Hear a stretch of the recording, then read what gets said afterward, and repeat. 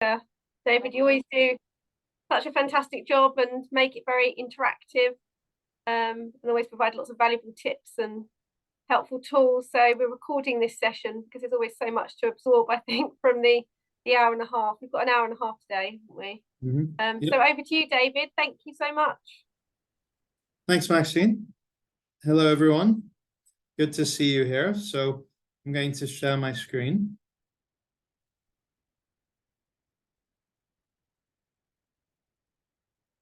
Everyone see my screen?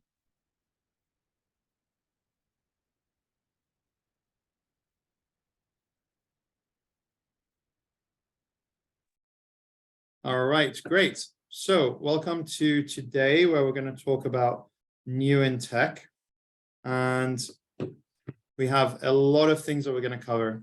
So as Maxine says, usually quite a whistle-stop tour of a lot of things that are new across multiple technologies. So my name is David Benheim, and I have a consulting firm called Excel Consulting. I'm also a chartered accountant, and I'm an MVP with Microsoft in PowerPoint and Excel. And I've done corporate training with over 3,000 people, usually in Excel. That's my main thing. And then I've done webinars, lots and lots of webinars and live talks. I did over 30 last year. I also have a YouTube channel with 9,000 subscribers. So I'll drop a link to that in the chat if you want to check it out. And almost everything that we're going to cover today is on that YouTube channel. I love talking about the new stuff, particularly in Excel and Google Sheets. So we're going to cover, well, 6 aspects to today. We're going to do start off with Excel, number 1. So Excel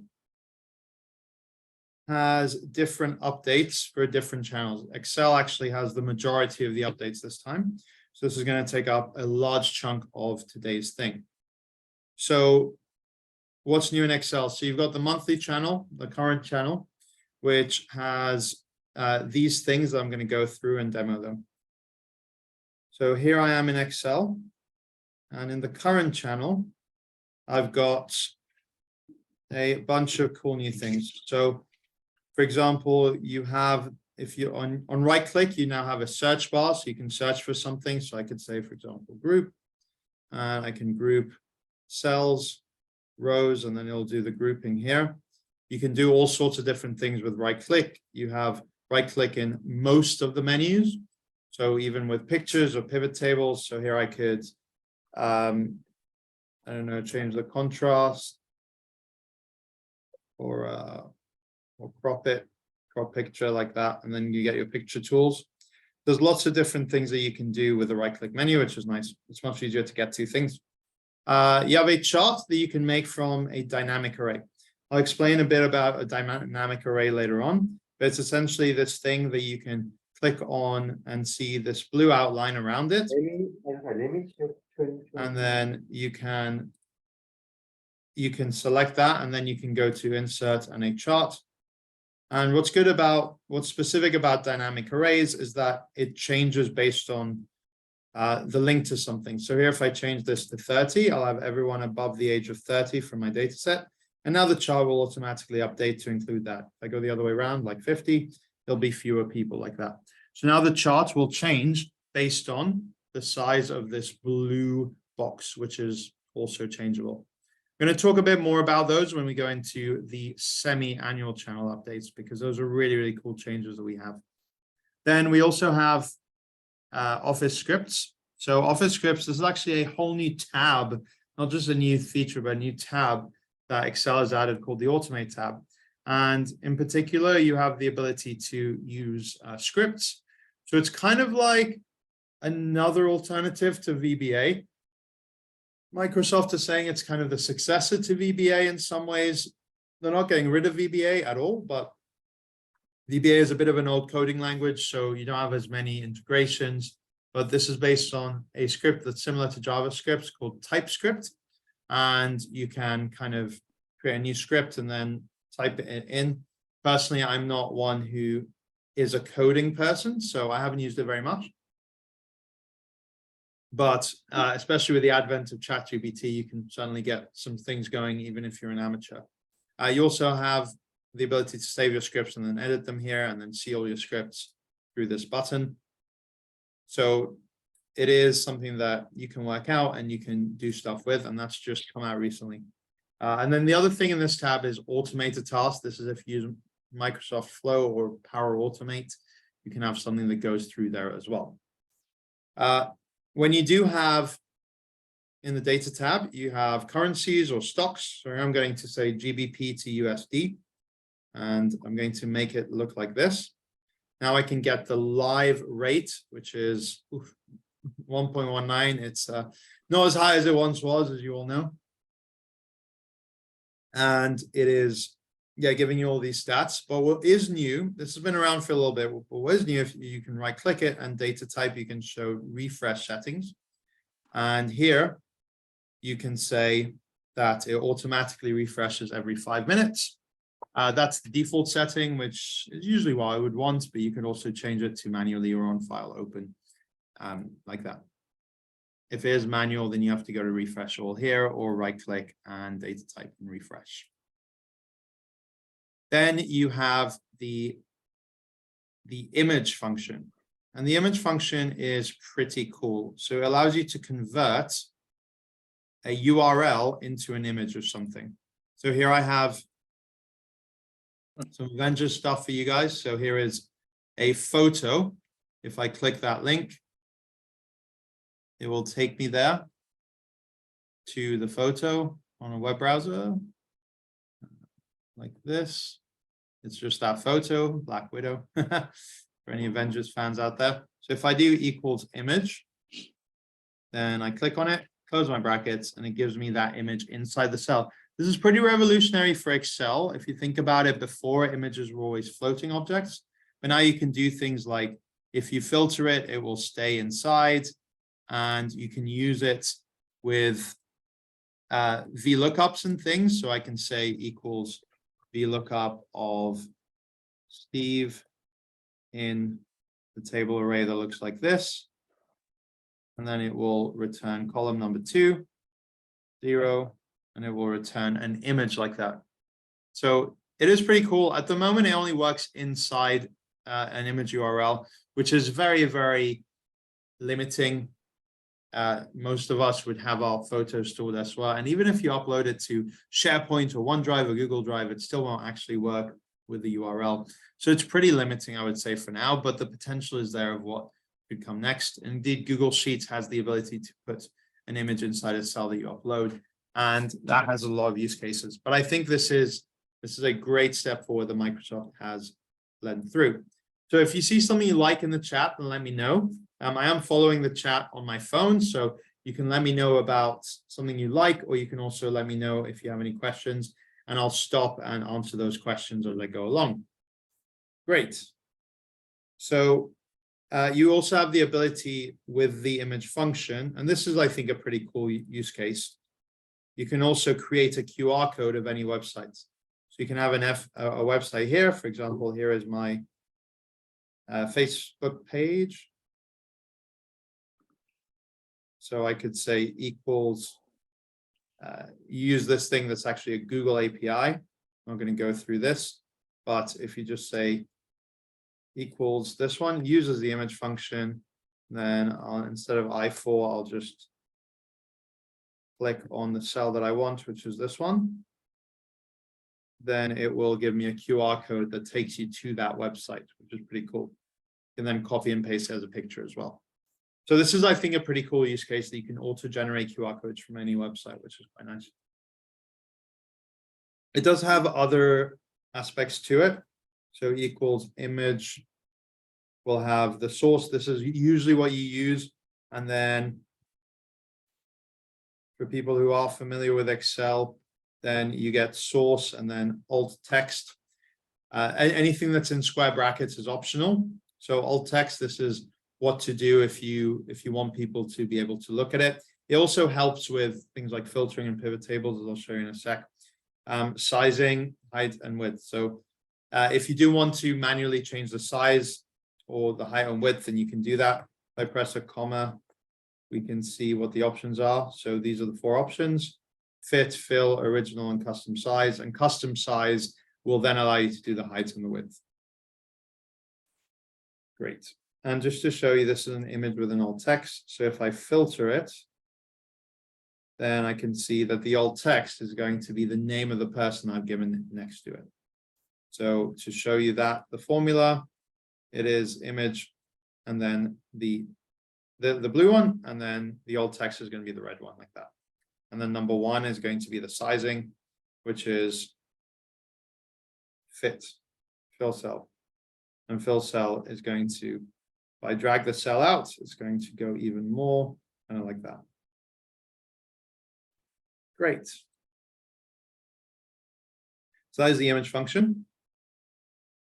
Another very useful thing, and I really like this, even though I can say that it's definitely not going to work 100% of the time, but the ability to get data from picture. So if you have some picture already, I'm going to press Windows V, which gives me my recent copy and paste things.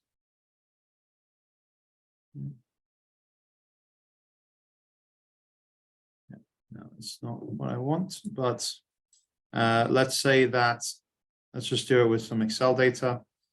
Let's do it back in here. So if I go like this, and it works a lot better if you have some thick borders like this. And then I'm going to take this one, and I could copy and paste it, but instead what I'm going to do is screenshot it, Windows Shift S, like that.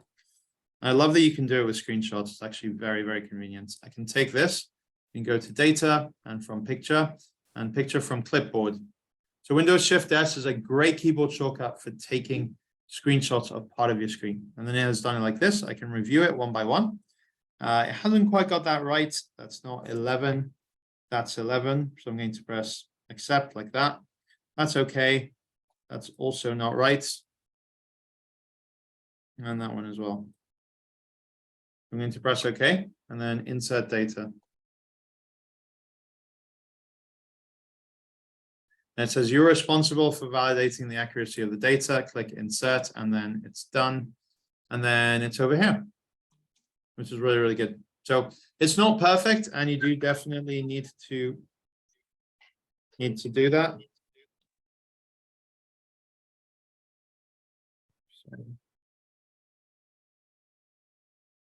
And you do definitely need to check that and make sure that that is working right. But it is a pretty good tool that I really enjoy. Great. So we've also got, the navigation pane I quite like. And then, yeah, show changes. So the navigation pane, this is just if you go to the view tab, super easy to use one. View tab and click navigation. I've always wanted this, a way that you can search for the name of your worksheets. You can navigate and click to them, or you can search. I want to go straight to the resize one, and here it is. It does have sub-objects under those. These are kind of like cell ranges. Whenever you have like a single cell or multiple cells or a picture or something like that, it will show you like this. In this one, or charts or other objects as well, you can expand. Usually I just like it for the searchable sheet names, which is something you can never get like this. Again, I have a video on a lot of speed up tricks with navigation, but I really, really like this one. It's a semi-annual channel. And then Alt F12, quick little shortcut that opens up the Power Query editor. So if you're a Power Query user, then this is a pretty good one. I guess it's in the same vein as Alt F11, which opens up the editor. Yeah, so here I'm in Power Query. I have no queries in this workbook, but it can open that up. Next up, 2 more. So one is assign comment and show changes, but I'll show you these when we go over to Excel Online, because it's a little bit easier to see when you're in Excel Online. Great. So next up, we have the semi-annual channel. Now, the semi-annual channel, as the name implies, gets updates only once every 6 months, and it's usually about 6 months behind the rest of the current channel. So these ones will come in July this year, where to the semi-annual channel. But the semi-annual channel has great updates. I'm really excited for these as well. So VStack, text split, text before, text after. These are a whole host of 14 new functions that have been released in Excel. Excel hasn't released this many functions in one go for years, probably decades. So I'm going to show you these here.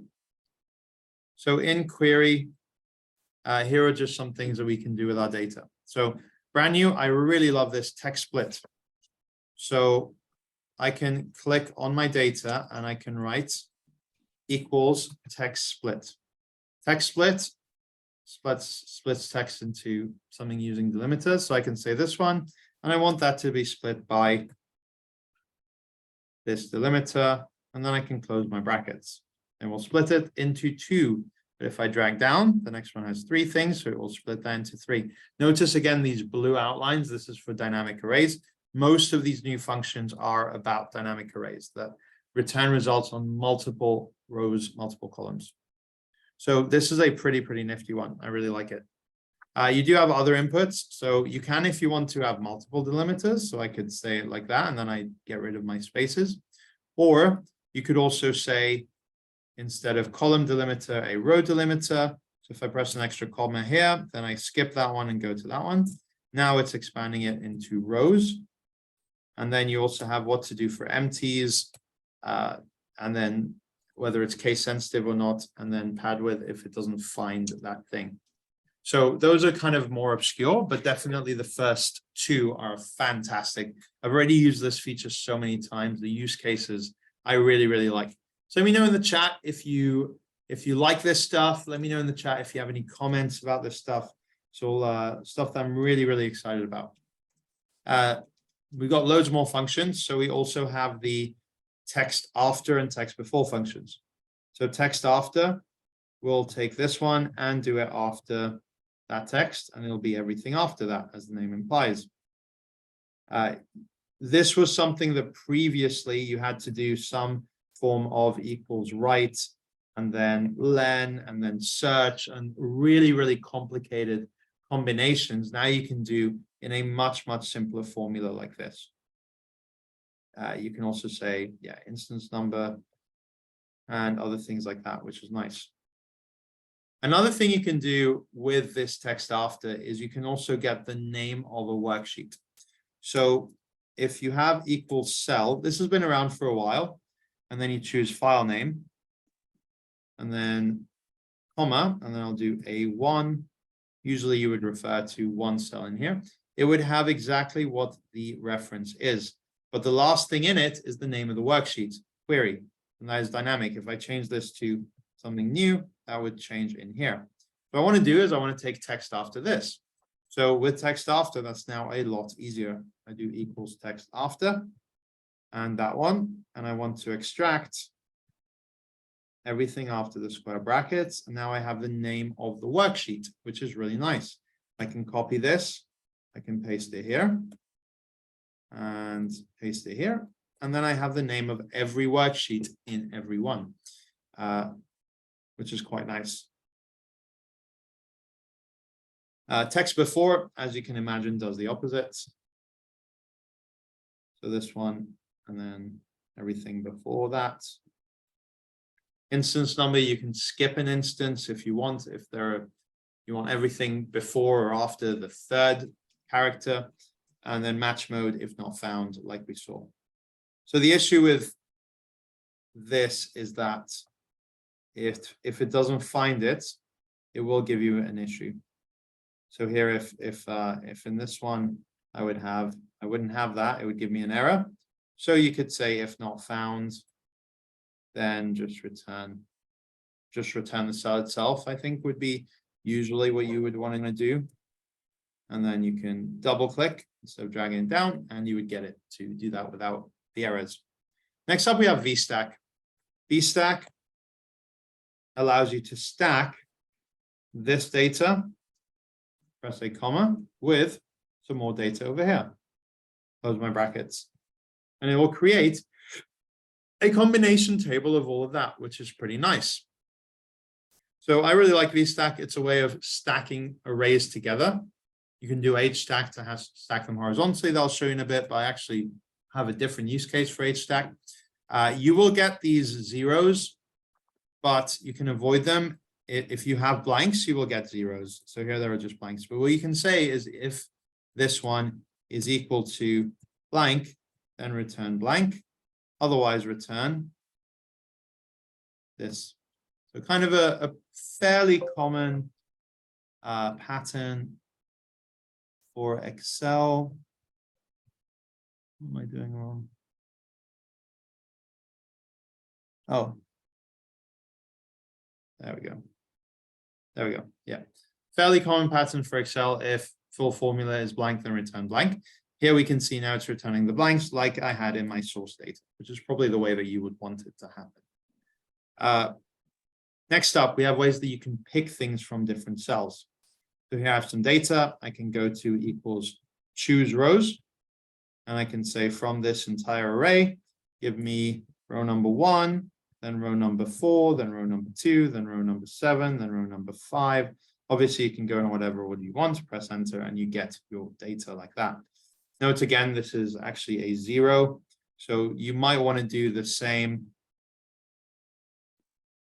Copy that. If that is equal to blank, then return blank. Otherwise, return that. And then it will just honor the blanks the way you had them initially. Kind of wish that was an option you could just put in or the default, but you do have to use that pattern quite a lot. You have take. So equals take is not you want to choose the rows, but you just want to take the top n rows. So that one, take the top 5 rows, enter, and it will give me the top 5. Again, I have this. Or you can say, take the top 5 rows and the first 2 columns, and it will show it to me like that. Note that if you want to start counting from the bottom, you can say, take the lowest 5 rows by doing -5. Obviously, there's no headers there, but that is how you can do it. Drop does the opposite. It drops what you want. So if I say equals drop, this one, and I want to drop 3, this is dropping 3 from the bottom. Sorry, from the top, like that. If I want to drop from the bottom, -3 will drop from the bottom like that. So these ones are ones I use a lot. The ones I use the most are definitely text split, text after, and then VStack. I really, really like that. So choose calls here allows you to say kind of the opposite to the other one. So from this one, give me column number 3, then column number 1, and then I don't want to. So you can reorder columns like that. Note your dates, you do have to format that. Find Control Shift 3 is the best way to format dates because it gives you day, and then 3 letters for the month, which just is understandable by anyone, even people in the US have decided to change dates. Annoyingly, HStack. So HStack is kind of like VStack, but I use it to fix this issue. I do like choose columns a lot. The issue with choose columns is if someone inserts, that will often break what you've done here. So if I insert here, yeah, it's broken it there. And it can, there you go. Now it's given me kind of gibberish results like this. So that can happen when you do choose calls. So to avoid that, I actually like doing HStack. So equals HStack will allow me to say, well, give me this column, then give me this column, then give me this column. And then if I insert a column or 2, this one will stay the right way.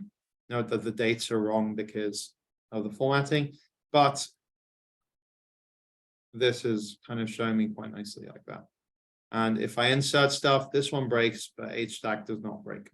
So I use it for single arrays quite a lot, but it can work for multiple arrays as well. Expand. you can say you want this one to expand to be, say, 13 rows and 4 columns. And then it will return an array of exactly that size where it has NAs elsewhere. But you have pad width, and you can pad width speech marks, you can get that as a blank. I haven't yet found a use case for it. I could see how it could be useful.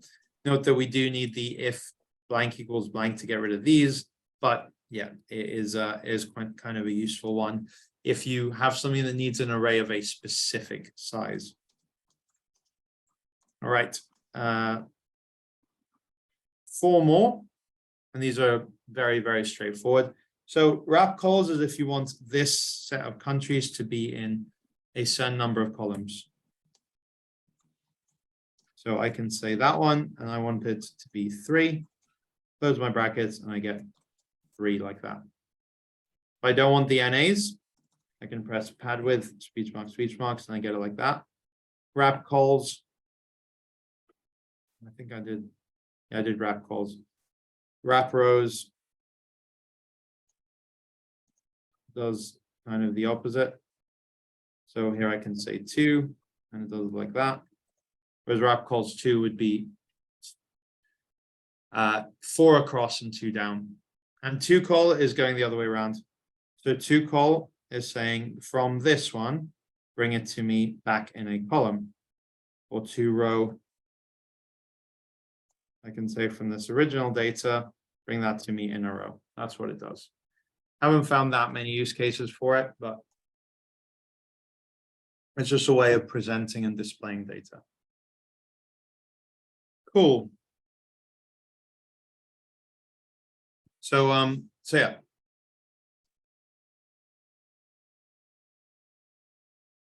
Right. Okay, I'm going to launch a poll question now.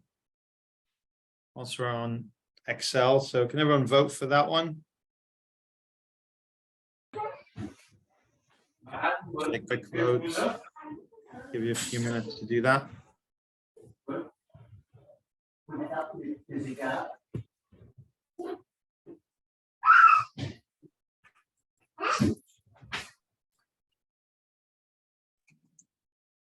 Someone's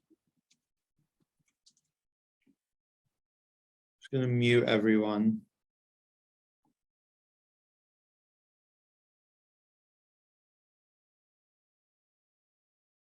Right, 15 votes there.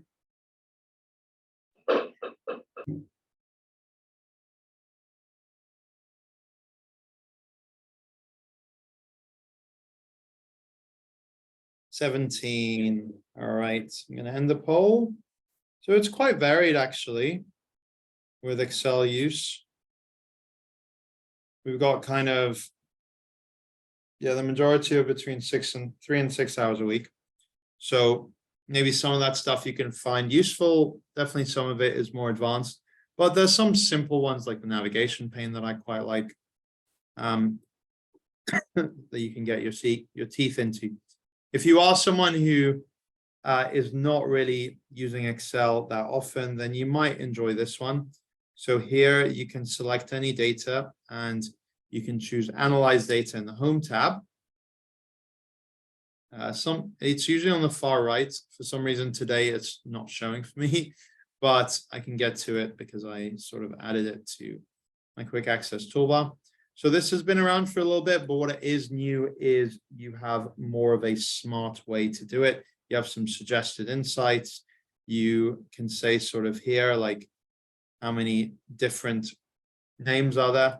And you can get Excel to answer questions for you. So I could say earliest date for Vate, and that's the minimum date. And if I want to, I can insert a pivot table and I can do that. So I'm going to say average age by month. There you go. And it will insert a pivot table and a pivot chart, which is quite nice. And going back here, if I exit out of that, I get, yeah, these that are new, and it does some new insights as well. You can show more and see the ones that it's built already. And if you like what you see, you can just always click insert. Sometimes it does like Functions are really hard to do in the regular Excel, like this thing count. If I insert that, it will give me this horrible formula that you want to write. So it can be really, really good like that. And it says, not sure what you meant. Did you mean this? A count of the name without unique. So it does give you ideas for what you maybe would have meant.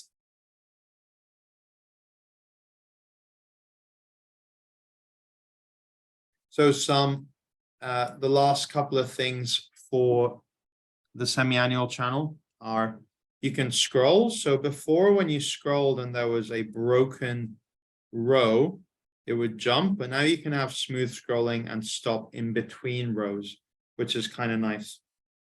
So yeah, it's another feature that I find quite useful, and it was quite limiting before. Then in the data tab, you're able to get data from the Power Platform, and you have these two options, which I guess they're related to Power BI-esque or something like that. So if you're aware of them, then it's good. But if you're not aware of them, then I'm not going to go through what they are because they're quite complicated. Great. So that's what we'll do on Excel desktop. But note that a couple of the changes that I'm going to show you next are on desktop as well. It's just easier for me to show online, which is show changes. So I'll prove to you it's on desktop here. If you're on the cloud. And then the other one is the comments, the way the comments work. So going into online here. Here we go, this one.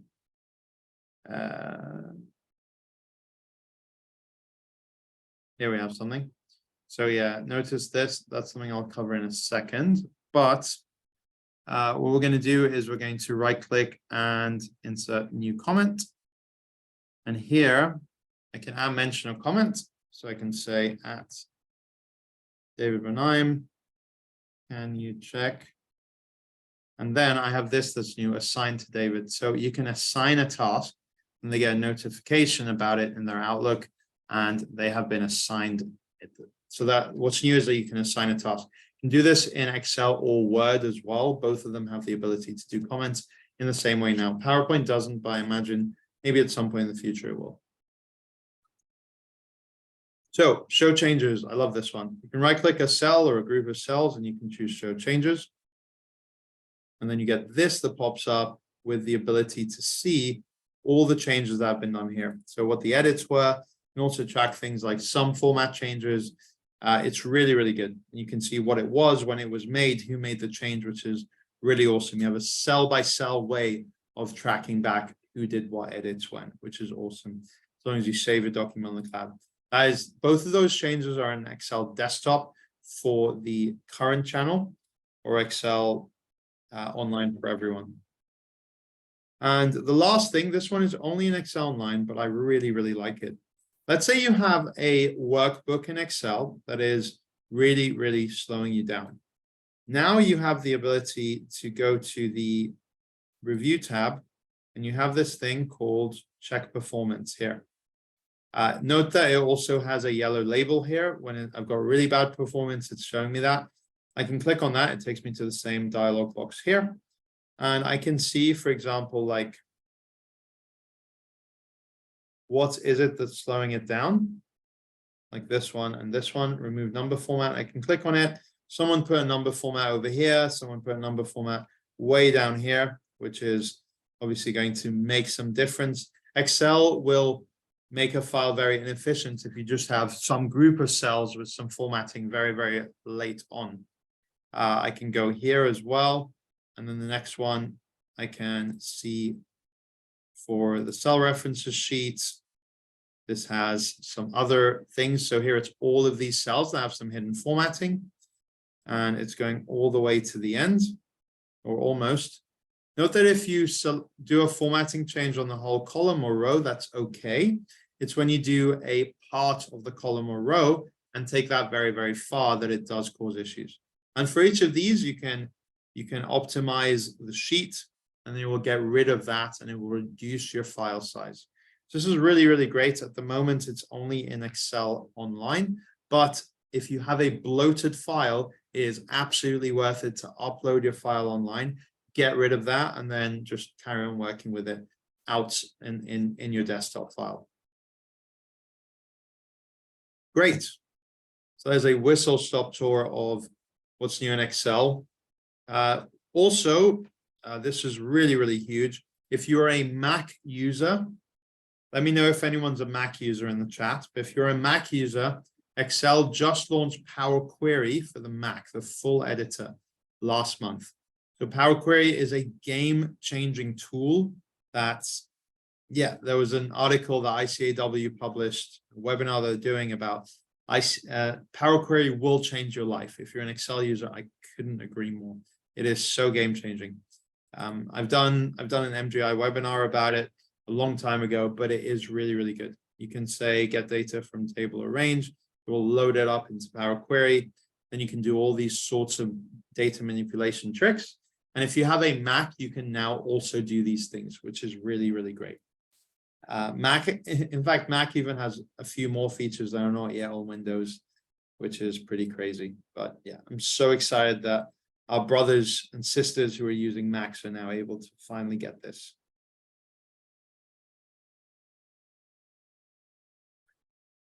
Yeah, you also have Excel Live in Teams. So if you have a Teams meeting,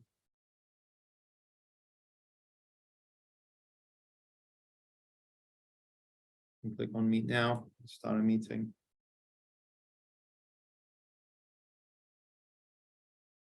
Then there's a few kind of newish updates on Teams. I'll go too soon, but one I wanted to show you is when you share. You always had PowerPoint Live. Now you also have Excel Live, which means that you can share an Excel file that will show up on everyone's computer and they can follow along with the host, or they can also edit it at the same time. So it's pretty cool what this allows you to do. Yeah, just I'm not going to demo all of it now, but it is a useful feature if you are using and sharing things in Excel. So here are the new features by version. So I've covered most of them. The beta ones, these are not available for most people. I get the pre-release version, so I get these things, but they're not available for everyone. And then the current and semi-annual channel, web only. As I showed you, check performance. The others have been around for a while. And then this is all Microsoft 365 new and semi-annual that I've shown you, and new in the current channel that I've shown you as well. Whew. And then these are the Mac things. So only in Power Query. So loads and loads of new updates for Excel. To check which version you have, if you go to File and then Account, you will see here, Microsoft 365 Apps for Enterprise. That means you get updates monthly. And here you can see the channel that you have. If you have the beta channel, it means that I get the features before everyone. If you don't have this one, then you might have current channel, which means you get updates every month. And those are a lot of the updates that I showed you. And the other main one is semi-annual channel, which means you get updates twice per year. Great. Show that as well. All right, let's go into this one. So PowerPoint, Word, Outlook, and OneNote. So I've put these all in one section because there aren't that many things in it. PowerPoint is two things, which is lock objects and record slideshow. I'm going to exit slideshow mode in PowerPoint and show you what that is. So if you're tired of accidentally moving an object, you can right-click the object and choose lock. And now I can't move it accidentally. Right-click on it and choose unlock, and then get it back. Record slideshow. So that is in slideshow tab, and then you have record.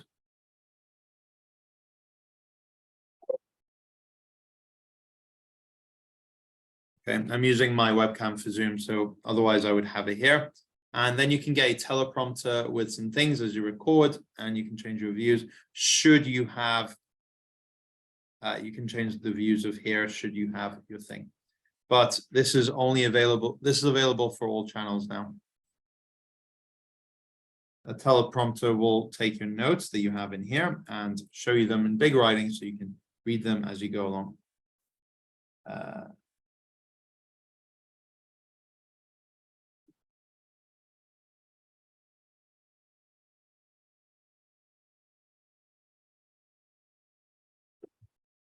Okay, I did have a question, which is, I like the quick analysis and had a quick play. Analyze data, I assume they mean, which is, yeah, it's called analyze data on the home tab. Quick analysis is something slightly different, but can't see how to generate a standard deviation bell curve for a set of figures. How easy is it to do this? Yeah, unfortunately, it's not that easy to do it this way.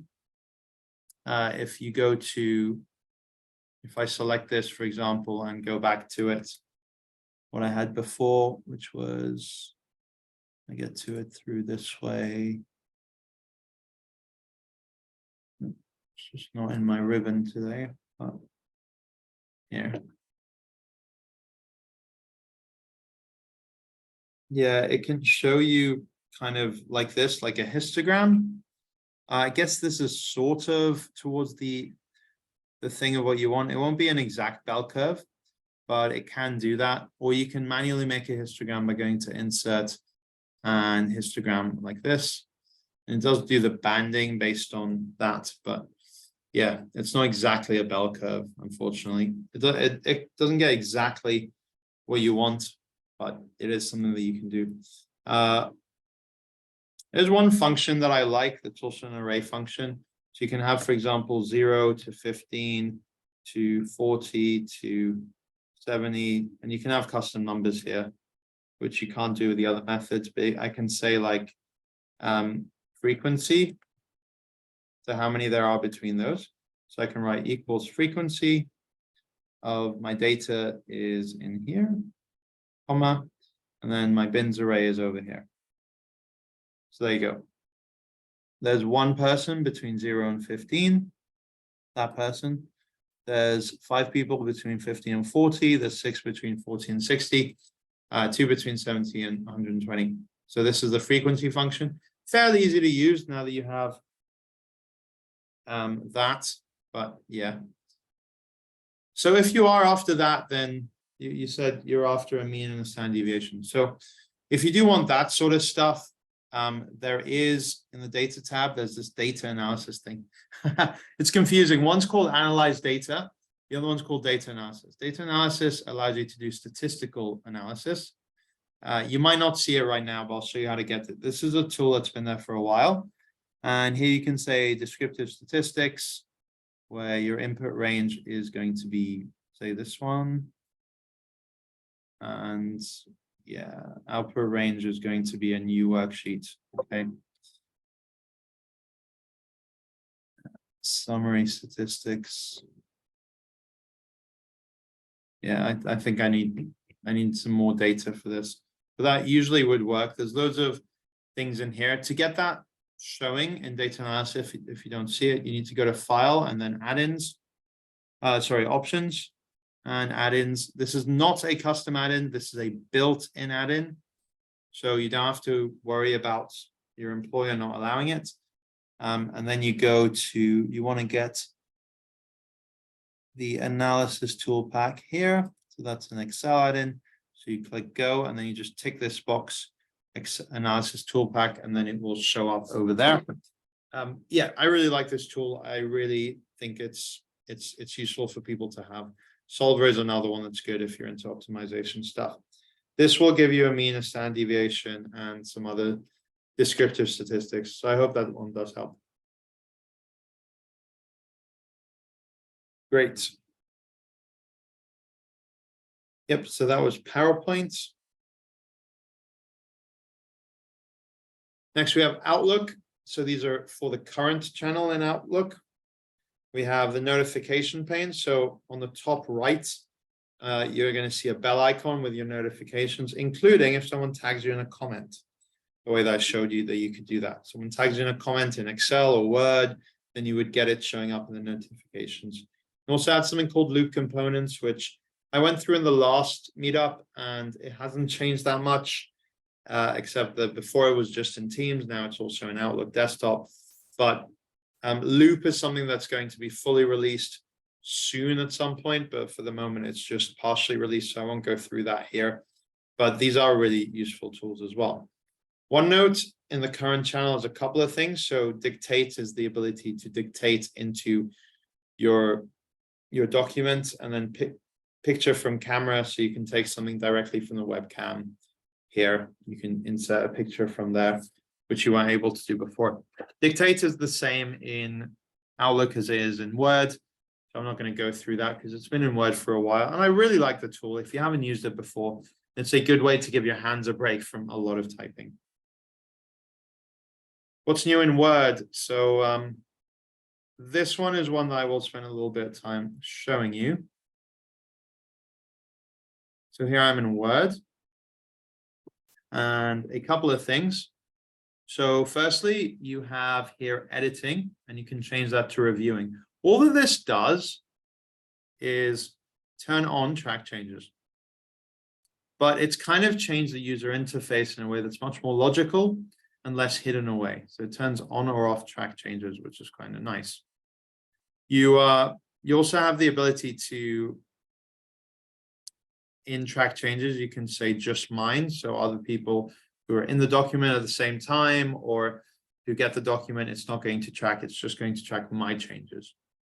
Not something I've ever used, but that is something that's new to the semi-annual channel as shown here. And then you also have, so this one is for everyone, text prediction. So if you start typing it, it can give you some predictions of how the text might go. You can also select some text. And if you want to just do a spell check on this, you can click review selection in the editor, and it will show you just for that, spelling, the grammar, and some other things that they've done. No, I'm not going to check the rest of the document. But speaking of editor, and I really like this, in the home tab, you have the ability to go to editor. And here you have this thing. I love this, similarity. So this is actually a plagiarism checker. It's not called a plagiarism checker, but it is. It's pretty cool. It scours the whole internet for when there's been another instance of this, something that I wrote for ICAW here. So I can click to go to the link, or it allows me to insert a citation as well, or to copy the full citation. Personally, I don't like citations in line. I prefer to do them as footnotes. So what I would do is I would go to, no, it's not insert, it's references and then insert footnote. I usually use a shortcut, that's why I forget it. And this is much better for me than the rest of the ones. But it's found 11 now, so I can toggle between them. Here's the next one, and then here I can do add citation. See, it does it like this. This is a very old way of doing it. I much prefer it with the link. That's usually how you would look at it. I really like this feature, which is great. Cool.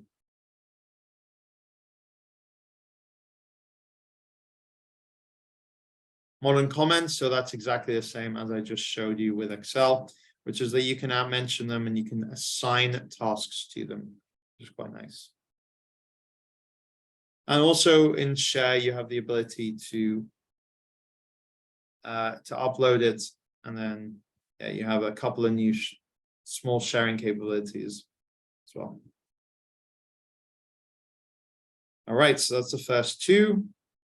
Next, let me launch another poll.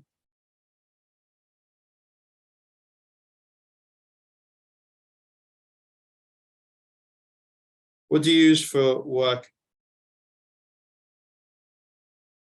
meetings?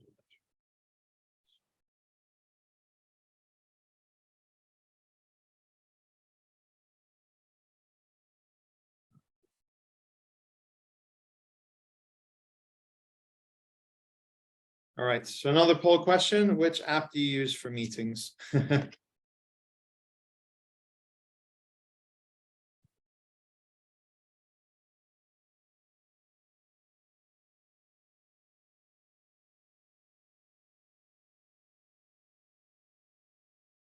Give you a little time to breathe on that. In the meantime, if you do have any questions, let me know.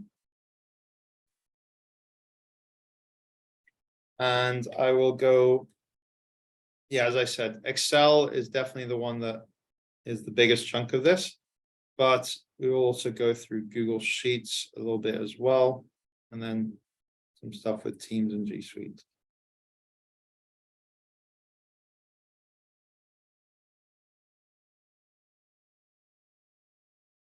So I'll give you another 10 seconds to go on that till the 1 minute mark, and then we'll keep going. All right, so we have 12 people. Most people are on Teams. But yeah, a lot of people voted for 2.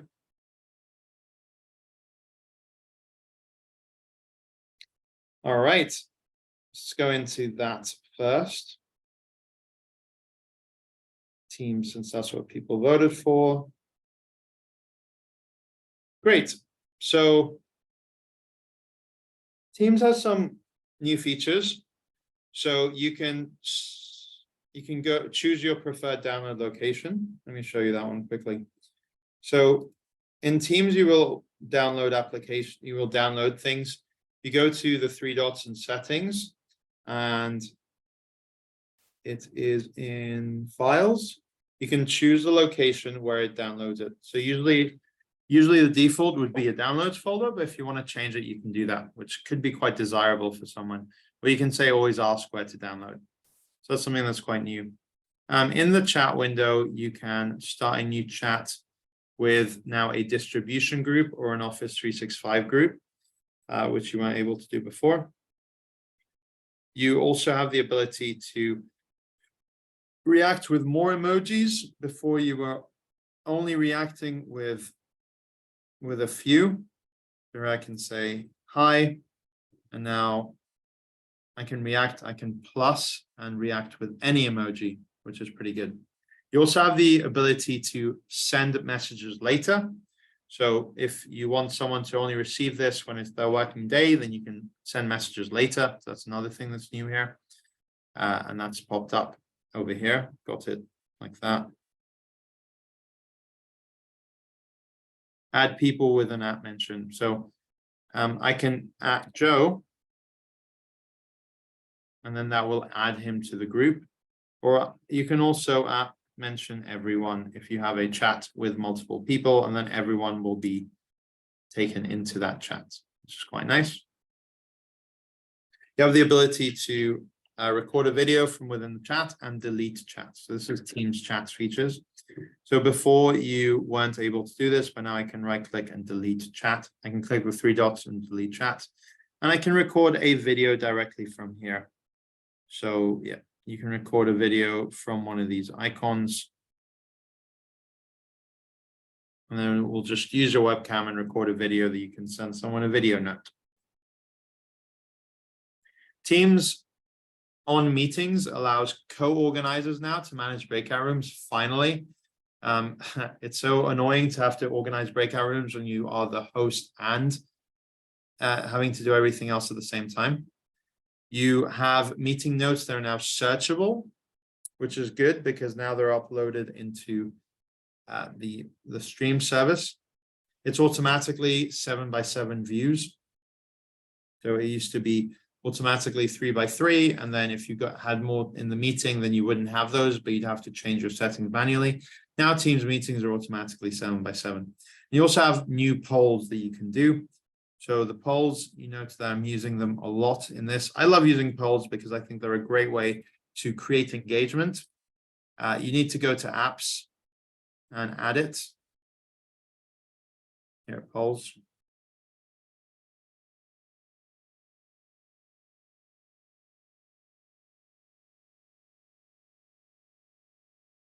Yeah, so recently released polls with image, polls suggested, rating and ranking polls, and just on the fly ones. So polls, you can launch an instant poll and then people can just do it with speech. So I can say, all right, who wants to join, tick or cross, just respond straight away. And then people will just have those options, tick or cross, or thumb up, thumb down, something like that. Makes it super easy for people to understand. You can also launch, you have suggestions here, but I can press, I want a new poll. And you have multiple choice. Ranking is a new poll where people can rank things from highest to lowest.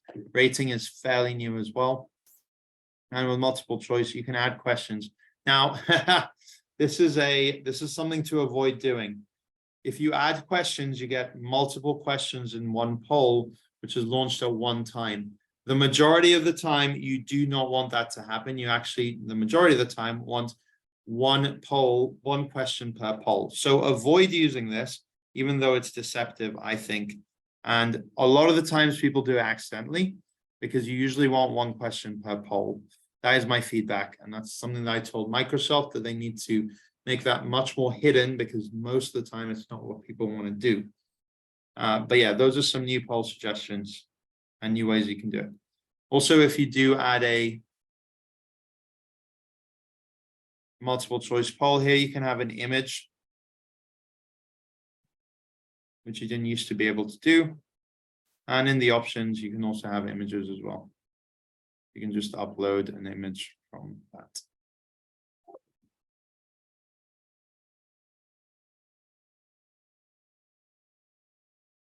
Great.